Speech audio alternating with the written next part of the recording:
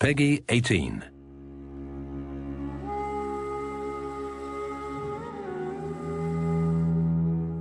The project began for me in May 2015 when I joined the team.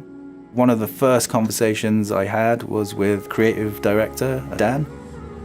We really want authenticity in the South American cultures that we're going to represent.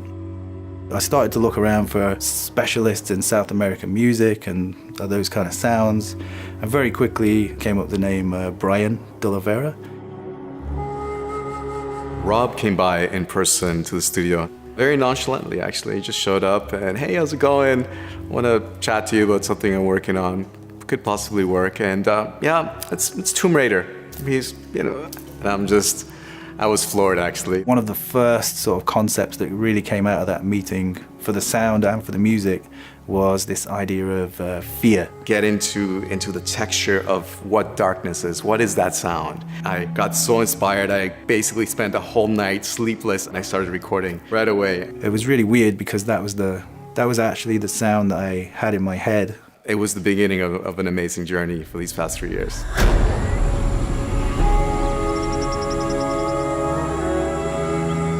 I had done a lot of trips in my life. I had gone to Mexico, I'd gone to Peru, I've been all over South America. But I realized that I really needed to go and dig deeper. So I did a specific trip to Mexico where I went instrument hunting. I showed up there with 2 suitcases empty, a little backpack, and I didn't know anybody. And I had 10 days, and this is like, let's go hunt. And I showed up, started making phone calls. I remember one time I found these magical rocks in this town called Minerales de Pozos. It's made of volcanic rock. Hit the rocks with other rocks, and it sounds very strange. And I had a little helper, and they were like, "Pinches piedras!" Like, what are you doing taking these rocks? All these sort of instruments that you would have no idea that could even be used as an instrument. I filled up 8 bags of instruments, and the beautiful thing was that actually everybody was really helpful. They were just fascinated. They were like, "What? You're taking these pre-Hispanic Mexican instruments and you're doing what? You're doing a video game? Like, what is this?" Many different instruments. The ones that really stand out to me as being really unique are the death whistle, which is like more of an Aztec instrument. It's like a clay skull, which is various sizes, but make very scary, almost like a human scream sound. I actually spent some time with makers and I learned how to make instruments. I sat down for a couple days and learned how the flutes work, what the mechanics are and the approach of all these little wind instruments and drums. Some of the percussion instruments like the teponatzli, which is a kind of horizontal wooden log, which has a really unique sound to it, and the huehuetl, which is a hollowed out tree trunk, more of a sort of a stand-up kind of drum, which again has this really unique sound to and all those 3 together obviously sound really kind of amazing.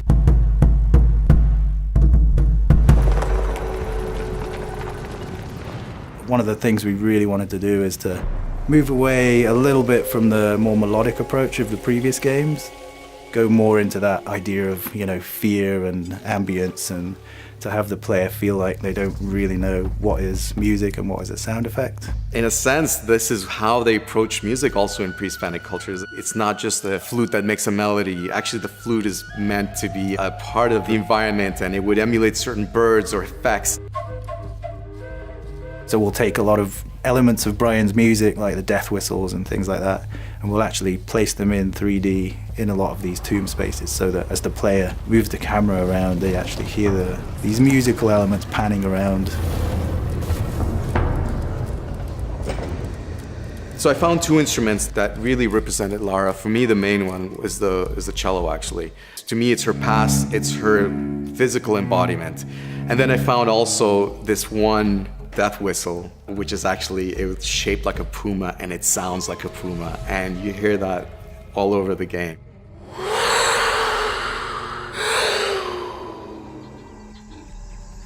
In the jungle that she finds herself in, it's a very threatening, very dangerous place. It was really important to get the birds and animals and pick the ones that would really fit in with that idea of fear, like the howler monkeys. There's also birds like the oropendola, which sound really bizarre and really different to the birds that we would expect to hear.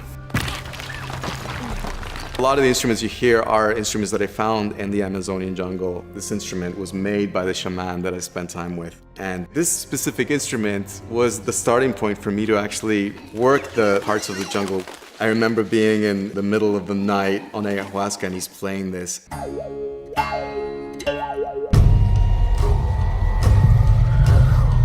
So another one of the key sort of locations in the game is this hidden city called Paititi. Instead of music as a score, we treat music like source music that the people are actually playing in the marketplace or wherever it is. We worked really closely with the animation department to make sure that the right instruments were being played in the correct way. One of the really important things for us was that this game needed to feel very cinematic. So we took the game to Pinewood Studios in the UK. We mixed the game in Dolby Atmos. That really helps to exaggerate this sense of verticality in the game. They mixed so many iconic movies. It felt like the perfect place to finish the project. When I was a kid, I was obsessed with Mayan and Aztec culture, actually. It's a huge part of me, and to be able to explore that and be real and show the aspects of it that are positive, it was a huge chance for me. Our goal has always been to create the most visceral, emotional, and intense Tomb Raider experience that's ever been seen. The work we've done on the sound and the music all feels really like it's achieved that goal, and it's something I'm very proud of.